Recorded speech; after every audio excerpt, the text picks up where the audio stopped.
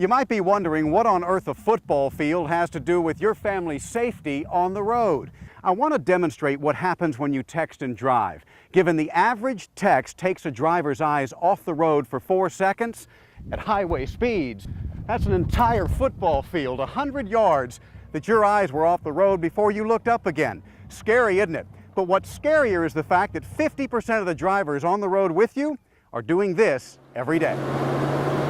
It took no time at all to find the dangers on our own local roads. This cab driver rarely looked at the road as he drove up Highway 17, a passenger sitting right next to him.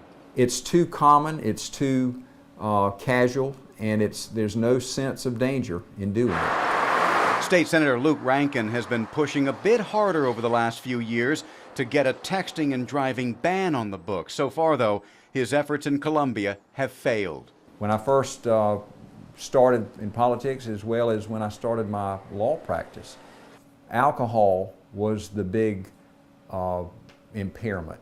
Now, cell phone usage is as great or greater an incidence of, again, injury or fatality overtaking alcohol. Rankin calls the lack of action on the part of lawmakers an embarrassment. I really think it is. We are slow to embrace things that other states recognize. Georgia, North Carolina, both have laws on the books that speak to that. South Carolina has a somewhat noteworthy history when it comes to passing legislation involving public safety. In fact, most legislators for decades now have put personal liberties way ahead of the common good. I mean, think about it. We were among the last in the country to pass a 55-mile-per-hour speed limit, last to pass mandatory seatbelts for adults in cars, booster seats for kids, among the last to lower the legal blood alcohol limit for drunk drivers. And when it comes to texting and driving, we are one of 2 states left in the country with no law on the books. We're first to protect civil liberties. We're the last to bring big government in to protect for the common good. For idiots. How many laws do we pass to protect people from stupidity? State Representative Nelson Hardwick supported the last texting law that came up for a vote in the House. It failed and convinced him it might not even be what his constituents want. I get more calls on trailer tags than I've ever got on texting in my district, if that tells you anything. He's also not sure any such law is enforceable. We've got no tolerance for bullying, drinking, and everything like that, and look at all the innocent people to get trapped with those laws. Well intended, but it's a life-changing experience. The local legislators in particular are selfish. As everyday drivers, or in this case cyclists, go, Fred Portway spits venom when he talks about drivers yapping or texting away on the road. 28% of all motor vehicle accidents are caused by idiots on a cell phone or texting.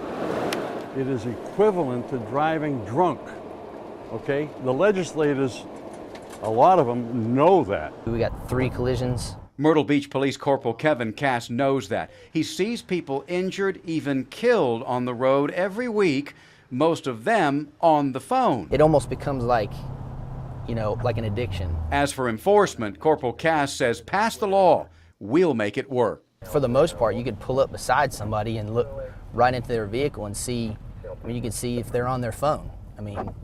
Like right here, look. She's looking down. She could be looking at her journal, but more than likely, she's probably looking at her phone.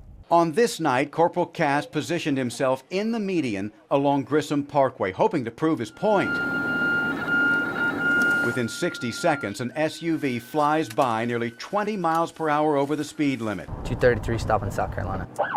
Moments later, that driver admitted to me his speed got away from him while he was texting.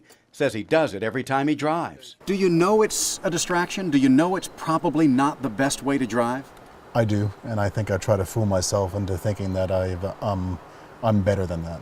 And he's not the only one. While Corporal Cass was dealing with this driver, another has just rear-ended a car at the back gate. She was looking at her phone, she wasn't paying attention, she looked up, the car in front of her was stopped, and she couldn't stop in time. You know, you don't have to look too far to find a family that's been directly impacted by a driver not paying attention as the result of using a cell phone.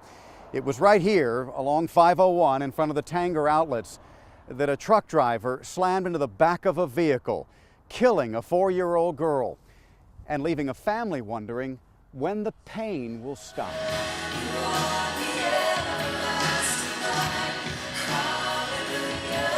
Miriam Bennett is a changed person. The loss of her daughter, Jada, has been crippling. Police say the driver of a semi was talking on the phone when he slammed into the back of their SUV. Why they have to be driving and texting or getting on the phone? Because it cannot just happen to me. It can happen to anybody.